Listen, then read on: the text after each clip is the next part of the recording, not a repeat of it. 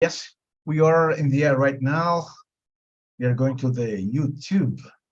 One moment, Doctor. YouTube, we are going right now. Straight. Yes, I think that here we are now. We are we're live for all the world, for all Brazil, for India, and for every country. Thank you very much. I have to say you good evening from Brazil, and good evening from India, and good morning from Brazil. Good morning for the whole of the world. Good morning from Brazil.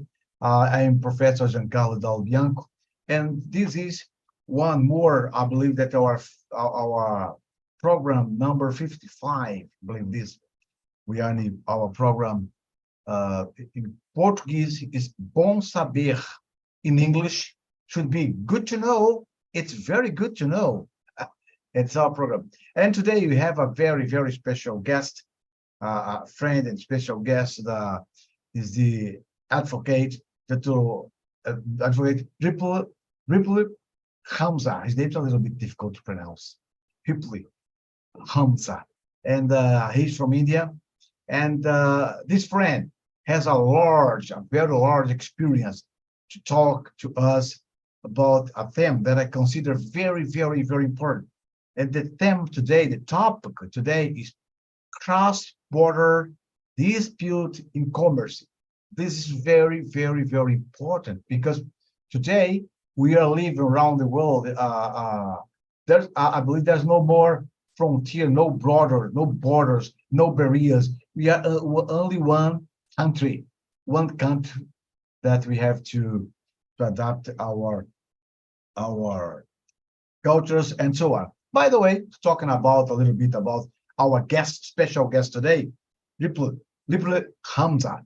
He is a lawyer, advocate, yes, arbitrator, senior partner at the Conferry Global Legally and CGLADR, Center for Conflict Resolution and Diplomacy.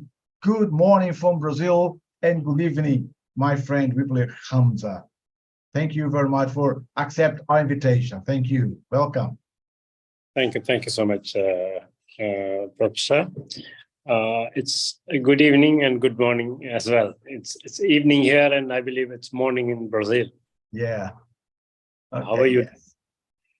Yeah, very fine. And I'm very fine, and we are very honored, it's a very pleasure to have you here to celebrate this day. For our program, we have already interviewed many people here, many friends of yours too. And for me, it's a great honor to have you here. And we have questions for you here, some questions here. I have questions in the YouTube. And thank you very much for everybody that's here in YouTube. We have here Professor Catarina. She's here with us in the YouTube. Said, good morning. Thank you, Professor. And we have some questions sometimes. If you want to make any question to Ripple, please right here in our YouTube. It will be a pleasure to answer you. Ripple, my friend, everybody who comes here, there's the very first question. You were an advocate, you were a lawyer, and why have you decided to be an arbitrator in ADR? And why have you decided to be a peacemaker, diplomat, work with diplomacy, with mediation? Tell me, why have you decided to work with this ADR? Okay. I enrolled as a lawyer in 1996 in India at the State Bar Council of Kerala. And after that, I have been into litigation, into corporate law practice, into, kind of even maritime and ADR. So when I came across alternate dispute resolution, I found that it is an easy way to get out of litigation, which is much more time consuming, especially for a country like India. We have very bad, backlog of cases. And I remember myself once in office, I saw a file which was a civil case, which was, dated even before I was born. So that struck me like, the respondents and petitioners were walking around in courts without, speedy relief, even though they had no enmity with each other. In fact, the walking to courts had brought them, erode their enmity towards each other, and they became friends. But still, the courts were still lagging, and they were walking around years and years. So then I came across arbitration, mediation, negotiation, and conciliation, which could resolve these kind of issues and also bring down the backlog of cases, especially with related to civil matters.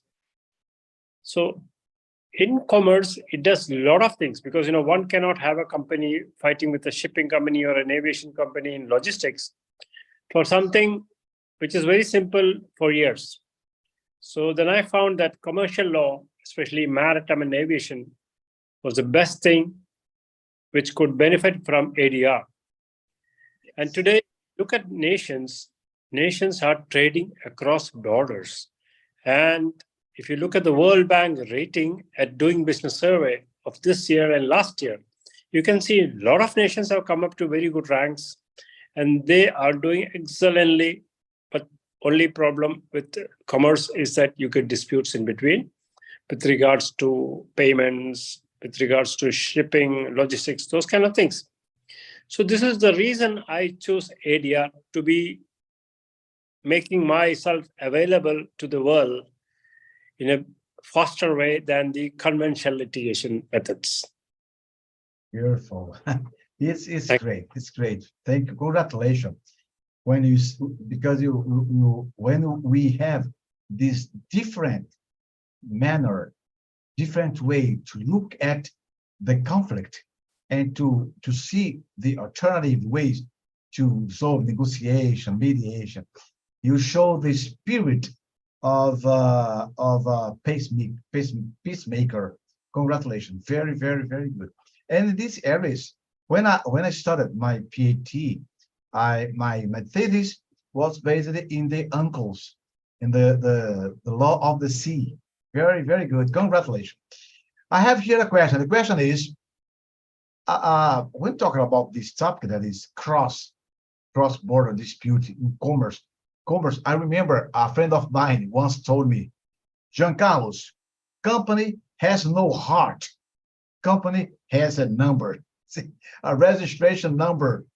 And said, yes, you're right. There's no heart. There's here in Brazil, in a dispute of two companies. And one man said, this company has no heart. And the other lawyer responded, that's why it's a company. It's not a human being. If it were a human being, it would. And when there is no heart, it's much more difficult to negotiate, because sometimes the problem is a little bit bigger. But the question is, how do the international trade barriers, because we have a lot, affect businesses that operate across borders, and what can they do to mitigate their impact? If you look at the cross-border transactions between countries, today is increasing immensely. And if you look at the shipping industry itself, it has grown multifold. And I believe even the freight has grown multifold as well sometimes. But that has reasons like COVID and the shipping logistic slowdown. So these things have affected. But when you look at trading across nations, we see that sometimes there arises dispute. For example, some nations are hostile to some other nations. So they bring in like a ban, restrictive imports, restrictive exports, restrictive payment issues. So these can be resolved through, there is a body which we call the World Trade Organization. They have enough powers to have restrictive modes controlled and to make business happen. For example, one of the largest exporters in India today is China. So there are friendly nations as well as non-friendly nations with China. But that doesn't mean that people have to starve of products, brands, because most of the major brands have taken a policy of making it in China because of the special incentives and special profit oriented programs. So then it becomes a barrier when a nation decides to restrict trade with China. So in that way, we can go for arbitration, that the Chinese manufacturer or the Chinese exporter can go for arbitration. The importer of the country which restricts can go for arbitration. WTO, I believe, is doing fairly well. And there are institutions like PCA and those things which deal with inter-country negotiations, arbitrations. Recently, we had in India, we had a shipping case which was resolved. It was a big technical issue for India and Italy. It was resolved in the Permanent Court of Arbitration very well, and it has been settled on a very good proposition. Yeah. And with commerce, as you said, the company has no heart, but the company is considered as a legal entity. So it has rights to enforce laws.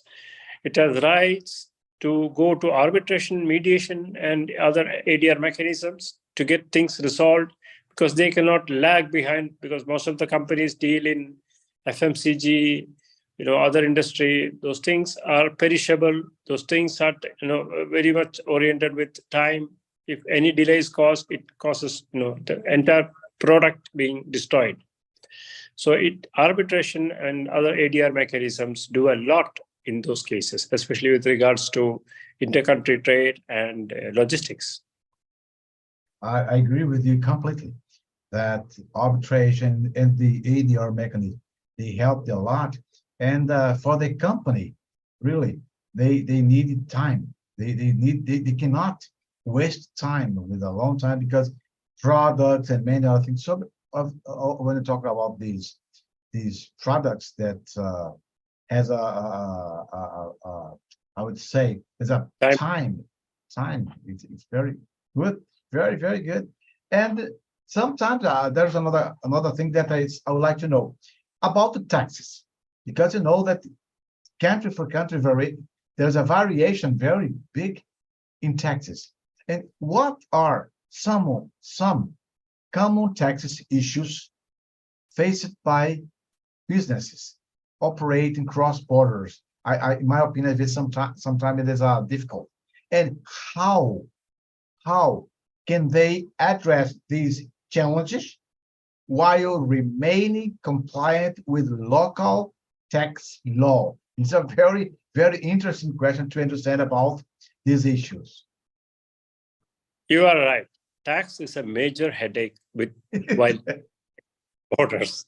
See, I tell you, like most of the nations are party to the Unilateral Convention, Singapore Convention.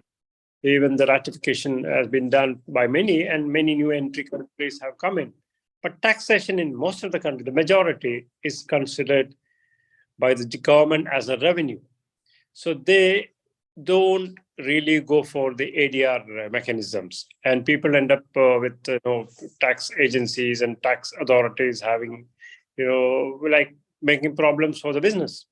Especially in some countries, it is very much difficult, and people from there are shifting to better countries, obtaining citizenship. If you look at the recent migratory process happening with St. Kitts, Nevis, Caribbeans, a lot of Chinese people, a lot of Indians, a lot of Iranians, they have migrated. That's because of sanctions and taxes, the issues they have to face. And with taxes, there is another issue, which is the VAT. In some other cases, not to. Just a second, I had a call. Okay.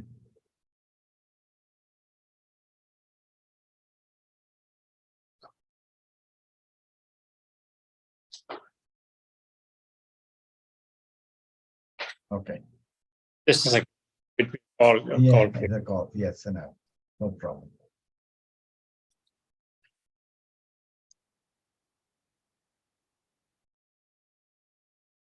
Can you hear me now? Yes, can hear right now. Okay. So what happens is, the VAT is a big issue because VAT differs on different, countries. And when export, it is like a great headache with VAT.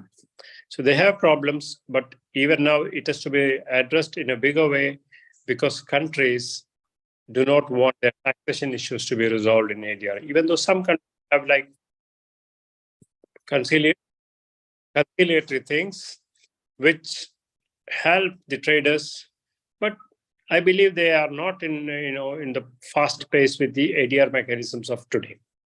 Yes, I believe yes. It's a big headache. I agree with you. In Brazil we have arbitration since 1824. Since 1824, but few people know about arbitration and mediation. And we are promoting every day. I am one of the pioneers in Brazil to promote arbitration. I was member of a commission who instituted this commission, which instituted the number, because here arbitration and mediation is a kind of occupation, differently from, not a profession, but is an official occupation. And lawyers, this it's like a activity, official activity for lawyers, mediation, arbitration, conciliation, and negotiation. We are going ahead. We are walking fast, and we need people as you, like me, like many other friends, to promote, to make this connection with countries, to understand that ADR mechanism is they are great way, good ways for have to resolve our problem. But the question now is about you as when arises a conflict, how do you defend your clients, of course, in cross-border conflicts, while navigating the different rules and regulations of the multiple jurisdictions? It's a hard question. That's true. We, negotiate with cases of multiple jurisdictions with different laws in each country.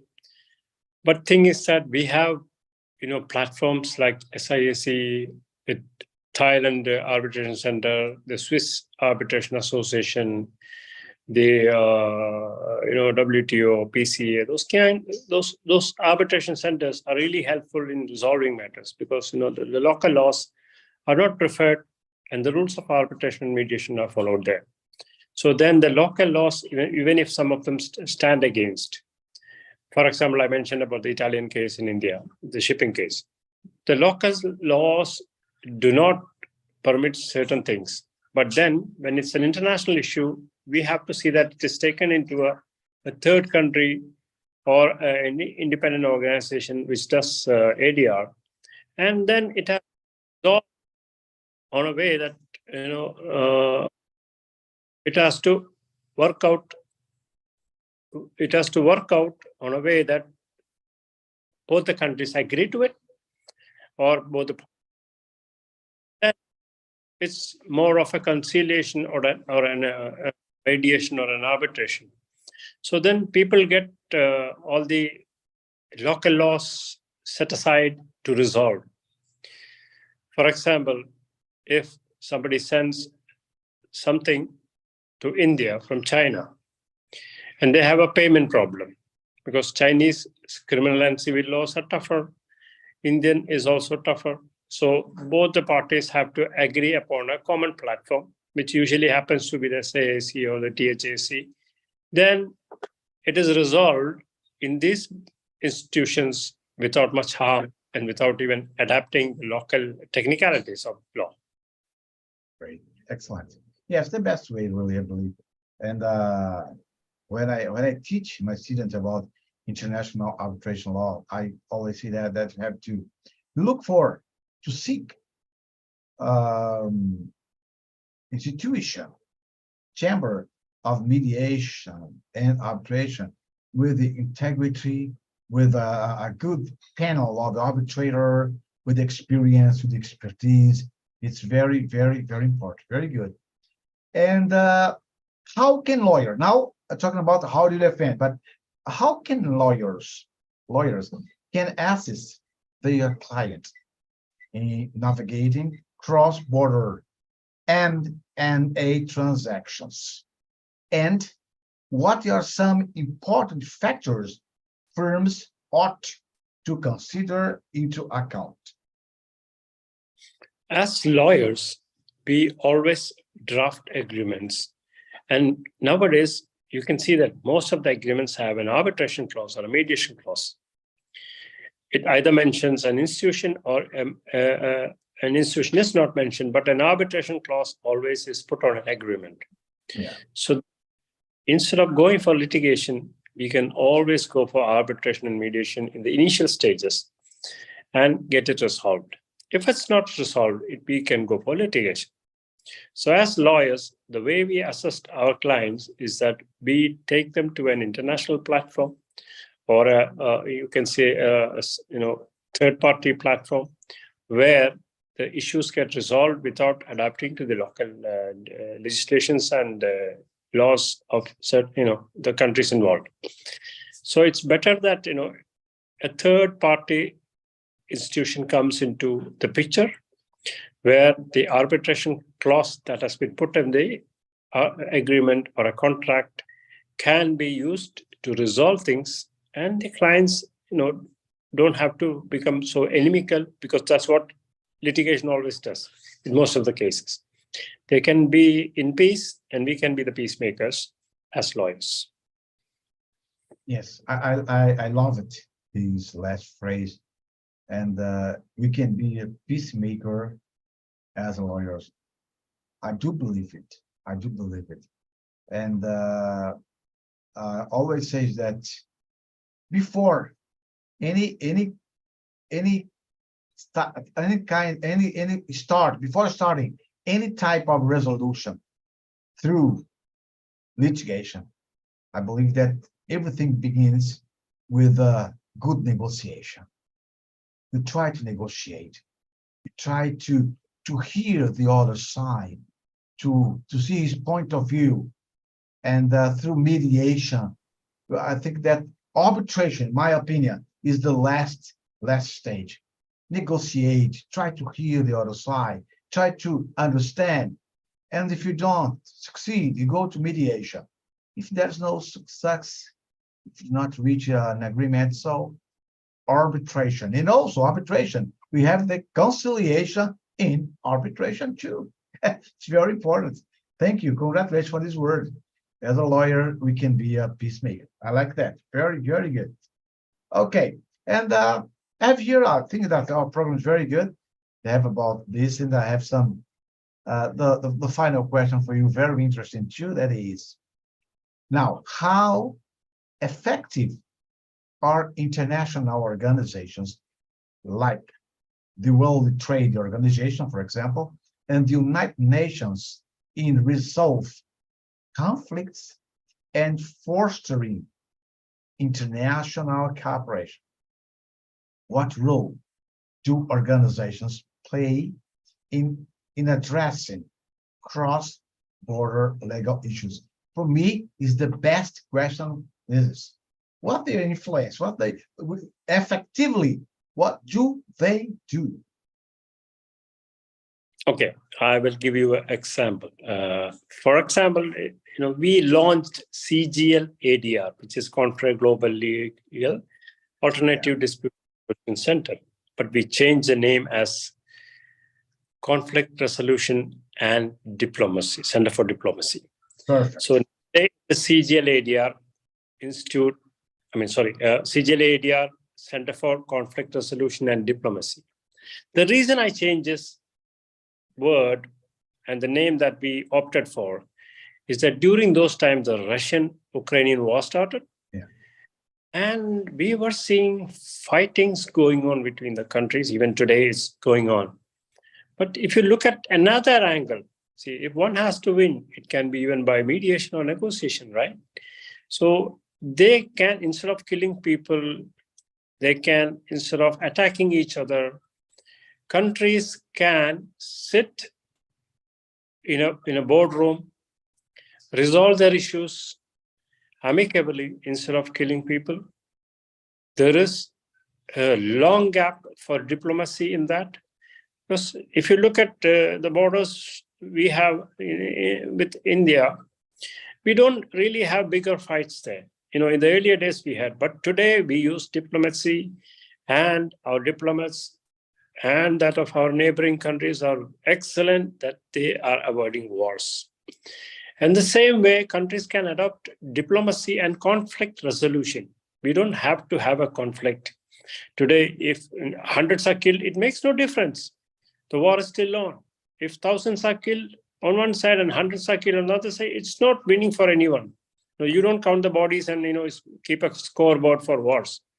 Yeah. So it's like absolute nonsense which is happening, which can be resolved in a boardroom with diplomats, heads of states. So these kind of things do help a lot in future. And most of the issues around the world have been resolved between countries with PCA and other institutions like WTA, United Nations. So the gap for negotiation and talks are still there. And if you look at the recent developments in UNICITRAL with the Singapore Convention, many have come in, and enforcing contracts is much more clear today. So we don't have to wait a lot, and we don't have that much technicalities as most of the nations have joined it. But still, there's way to go. We need faster methods, and we need faster ways of resolving things where we have an arbitration order which is to be enforced in another country. So exactly, the ADR mechanism do play a great role in avoiding disputes, even wars in the future. We don't have to have a war with each other or a fight with each other as a commercial company or an individual. Yes, and when you speak about this, about the conflict, there's a William Ury from Harvard. He's the founder or co-founder of the program on negotiation. And in his book, Getting to Yes, he has a phrase that I like very much. He says, conflict, it is like a rain. If it's directed correctly, it brings great benefits. But if it's not, it can cause flooding. That's why. And you know very well, my friend, as you experience with your expertise, you know that sometimes a conflict, the majority of time, is the lack of communication. People need to communicate what they feel, how do they feel. And also there is a great part of personal desires and emotion. My dear friend Ripple, we are just in the final of our program, and I would like that you give us your final words, final consideration about your topic, please, and what you want, please. I am looking at bringing up CGL ADR, Center for Conflict Resolution and Diplomacy, into tie-ups with different institutions around the world, so we could work as a platform. We could work without boundaries. We could work without geographical borders to a very peaceful world and get things resolved much easier and faster. So this is my aim and motive of launching CGL ADR. So I am presently in negotiations and getting into tie-ups with different organizations, into training, into practice. So I believe within this year, we will be full-fledged with many organizations, and we will avoid a lot of conflicts, a lot of things, and we can sit together, negotiate, mediate, conciliate, and end up things. As you said before, attitude, ego, lack of knowledge, all these play a great role in conflicts. And if it's avoided, then it's no use. No, people do not have to fight with each other in litigation or anywhere. Countries do not have to fight. Institutions do not have to fight. It's much easier to live more peacefully. So we become the best peacemakers. Yes. Thank you so very much. Thank you. Thanks so much, people. Thank you that are in the YouTube watching this video. And if you watch this video later, please share this video with other people that I believe many people would like to know, would like to hear these words that Ripple Hamza is speaking right now. Many people like to hear, many people like to learn it, as I learned today a lot from you. Thank you very much, people. Thank you. And I hope to see you again in this road and we can work together. Okay? Thank you, Professor. I will. Thank you. Bye-bye. Bye-bye, friends.